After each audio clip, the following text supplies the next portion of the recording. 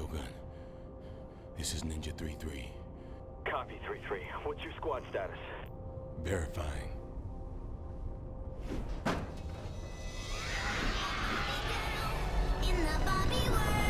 What the fuck? Prototype 2 is the game that asks the question: if you were a walking disaster in the shape of a man, what would you do? And then proceeds to deliver the answer in the most action-packed, gut-wrenching brutality possible, where each step you take leaves behind nothing but a sea of mangled corpses and body liquids.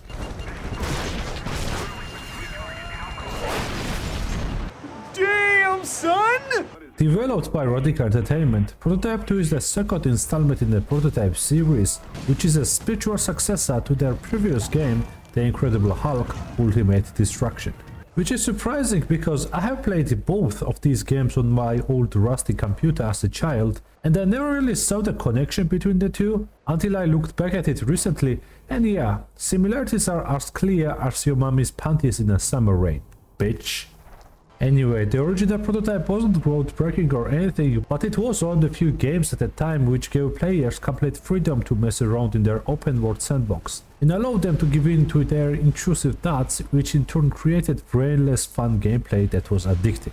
It also helped that the main character of that game was amnesia-stricken psychopath that could mutilate people in a number of creative ways, which directly made him the champion of every 30-year-old edgy fantasies. All in all, the original game was very well received, but it never really did anything innovative and just remained a cult classic like Infamous. With the release of Prototype 2, Radical Entertainment promised the same good old chaotic power fantasy trip with updated graphics, mechanics, new story plot points and many more.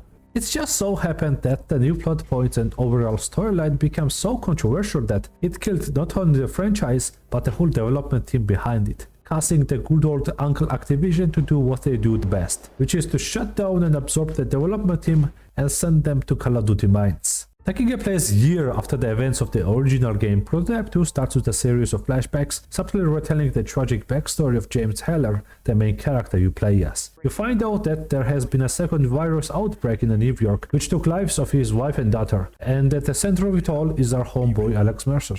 Driven mad and suicidal, Heller's next best idea is to go to the heart of the quarantined red zone and kill as many infected as he possibly can before dying himself. And as you can probably guess, things go far worse than he could possibly have anticipated when Mercer himself drops in the grid, killing his whole squad and demolishing everything else in sight. Holy shit. Alex Mercer. That said, it also serves as an interesting perspective of seeing the unstoppable killing force that we were in the first game. From a regular soldier's perspective, it makes you think of what Blackwatch squads must have felt in the first game when you randomly jumped them and mutilated their squad mates in front of their eyes. Seeing the absolute chaos this guy caused in the first game, you would think anyone would at least flinch at the sight of him, but Heller thinks outside the box and decides to rush this absolute killing machine with a knife.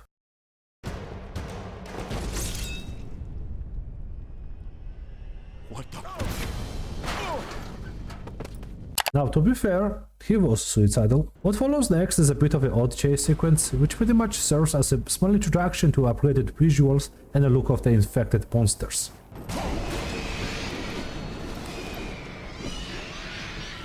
The sequence ends up with Alex finally ending their fun charade by infecting him with his virus.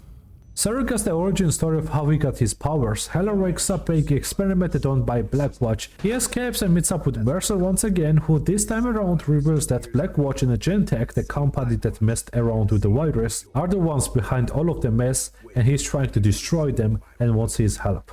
From there on, you finally start playing in one of the 3 available playable zones in the game, where Yellow Zone serves as a safe point from all the craziness, Green Zone which is heavily infested with mutants, and a Red Zone which is practically a hell on earth, infested with countless number of infected battling against the forces of Blackwatch and army, which creates chaotic visual across the whole map even without players' input.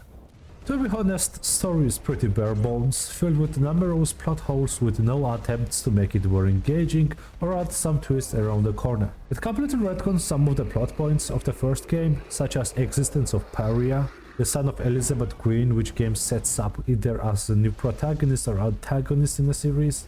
It also completely retcons the conclusion of Alex Mercer's storyline, where it was revealed that the guy we played as was Virus all along, believing itself to be the Mercer. Instead, Prototype 2 presents Alex Mercer as a just evolved mutated human instead of Sapphire Virus, who is cartoonishly so evil it almost goofy. It also doesn't help that the game has its entire plot point in a cliche that humans are flawed and spreading the virus will give birth to the battle world.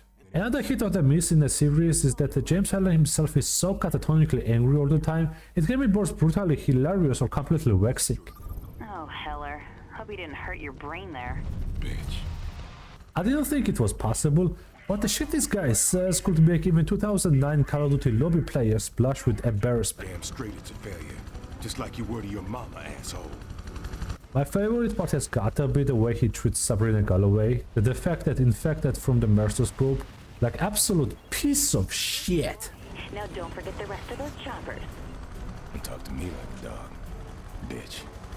Every word that comes out from his mouth when he is with her is aimed to remind her that she belongs to the streets, which eventually culminates into one of my all-time favorite in-game dialogue pieces that made me choke on my water when I heard it. I don't want to get between you and Mercer. Besides, I'd probably catch something. Another ridiculous part of the game is just how one-dimensionally evil the Blackwatch are. Like, the game doesn't even try to take these guys seriously, and depicts them so one-sidedly diabolical in their treatment of civilians. It makes you question whether or not majority of these soldiers came from the World War II hardcore era of German ancestry. Look at all these civilians, and you know what I think? Fuck them. Fuck all of them. I'm sick of this rescue shit. In the first game, Blackwatch were special forces that operated in gray area. While they weren't evil, they also wouldn't shy away from justifying the end with morally questionable means. In Prototype 2, however, they are outright treating civilians as less of a dirt and waste of their time and resources. It makes it really hard to sell the image that these guys are professionals that the government hires for do questionable things when shit hits the fan. Shit, dude. Have you been working out? I eat a lot of protein. Awful story aside, the gameplay is where this game truly shines. All of the abilities from the first game make their return with additional new sets of infected arms that can shoot out tendrils that launch everything at the target's vicinity into them, which creates amazing spectacle when you hit the poor bastard with it and then watch as they get crushed by their fellow soldiers or a goddamn tank. Unlike the original game where blade arm pretty much was the strongest weapon in the arsenal, this time around Prototype abilities are well balanced, with each of them serving its role in the combat. The claws are classic close quarter combat weapon that lets you shred anything in close vicinity at remarkable speed, with additional new moveset of being able to lunge at targets, which replaces the previous game's ability where Mercer could shoot out enormous spikes from the ground. The new addition of tendrils serve as a well-balanced close to mid-range weapon that rips everything apart and is arguably the most satisfying ability to use. Blade arm also makes a return, serving as another alternative to close-range combat with bigger attack range and force behind it, compared to the claws. The whip fist is generally useful when you are playing safely and want to hit enemies at long to mid-range distance. They are especially useful against the annoying gunships that chase after you every time you get found out. Hammer Fist also make a return, hitting hard and if not harder this time around. It is extremely useful against the heavy infantry, such as tanks or beefy enemies, and this time around it's also one that gets ability to shoot spikes from the ground instead of claws like the first game. Another new and improved power is a dual shield you can get in this game, which is arguably the most broken power in Prototype 2. They can block everything and counter everything, and generally make some of the fights like against Prowler or the Super Soldiers look like a joke. Aside from that, stealth has also been vastly improved, allowing you to kill your targets much more silently and unnoticeably with additional ability called Biobomb. And I got to say, this new addition is easily the best thing about the game. At the risk of sounding like a psychopath, I have to say that there is just something incredibly fun about walking up to the group of soldiers, hitting one of them behind with it, and watching them mess from the sidelines as they start screaming for dear life before exploding into a magnificent mess of the tendrils that pull everything in close vicinity. It also serves as a convenient means of distraction at the cost of alerting enemy of your presence, which can be easily managed with the right disguise. Prototype 2 also introduces a rank-up system where every time you finish a main or a side objective, it rewards you with the points which you can use to upgrade any of the Heller's attributes such as health, ability to run or glide faster, the height at which you can jump, and so on.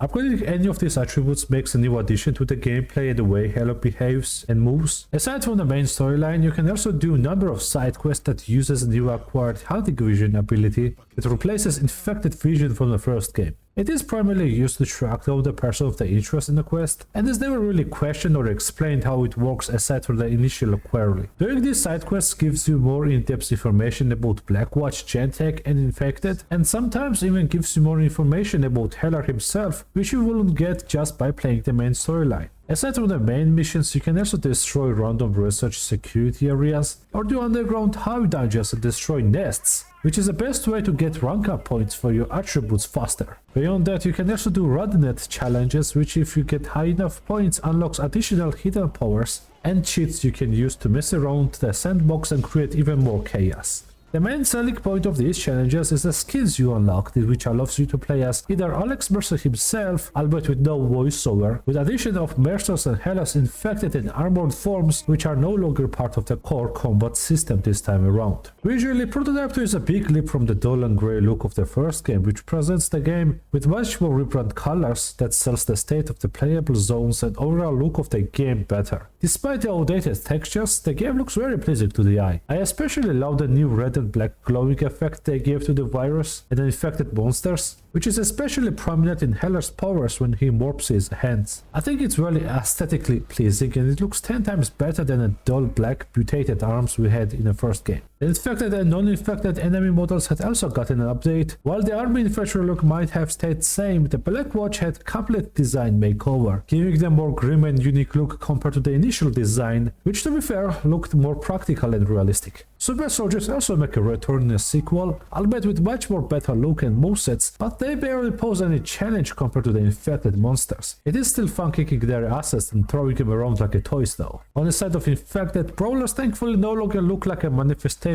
of every woman's period month with vagina for the face. Instead, they generally look like a horrible mixture of human and dog DNA, which, truth to be told, can be a valid explanation for the way they look. We also got introduced to the new enemy variant Juggernaut, which is a tanky type of infected that is slower than a brawler but hits 10 times harder and can take more punishment. Another enemy variants that are sadly mostly exclusive to the story quests are Goliath, the Evolved, and the Hydra. Goliath is a completely new enemy type that is incredibly huge and ugly to look at. It is supposedly aggregation of all kinds of mess of a DNA that has mutated into one giant freak monster that rampages throughout the city. While not exactly the best design in terms of battling it one-on-one like other infected, it is still fun and exciting encountering demolishing Blackwatch base points. It also has this really cool move where it jumps 10 stories high in the air and slaps down with all of its weight, which creates cool scenery with a slow motion that screams, "Get the fuck out!" Sadly, as cool of a monster it is, you only ever encounter it in the story missions 3 times, which sucks because it would have been pretty cool to just roam around in the open world and sometimes stumble upon it attacking the Blackwatch bases and causing earthquakes. Another mostly story exclusive elite infected are the Evolved, which is supposed to be people Mercer infected like Heller. And they are cool to fight against first 5 times, but it quickly becomes boring when you realize that every Evolved encounter is pretty much the same boss fight with different skins and occasional new attack animations and abilities. I mean, shit bro, if you get a low budget version of Mercer's powers, I would at least expect you to use anything else other than the half-baked made in China version arm blades, if they even can be called that. Hydras also make a comeback, but they are kinda like there. They make handful of appearances in the story missions, and then like Goliath cannot be encountered in the open world. And to be honest, I'm personally not missing much, because this has got to be stupidest boss designs ever created. All it ever does is just grab some random trash to throw at you and occasionally use tendril to rope you in and hit you. That's it. The next enemy encounter I'm going to talk about is the endgame boss, which kinda spoils the ending of the game, so if you want you can skip ahead. Anyway, at the end of the game you fight Alex Mercer as the boss, which in theory sounds really amazing, but the way it was executed left me completely baffled. The same Alex Mercer whom you destroyed the whole New York with in a Prototype 1, who is supposedly the more experienced with his powers and is boosted on top of that, gets his shit completely kicked in by Heller. Bitch! You got nothing on me! Mercer gets pathetically beaten and stripped of his powers one by one by Amateur who didn't even have his powers for 3 months, and gets mutilated like any other NPC and eaten by Heller. Disappointing treatment and representation of Alex Mercer aside, I don't wanna end this video on a bad note. Prototype 2 is a good action game that really makes you feel like an unstoppable badass, and the story and character inconsistency will only ever bother you if you get practically interested in a game lore and the storyline.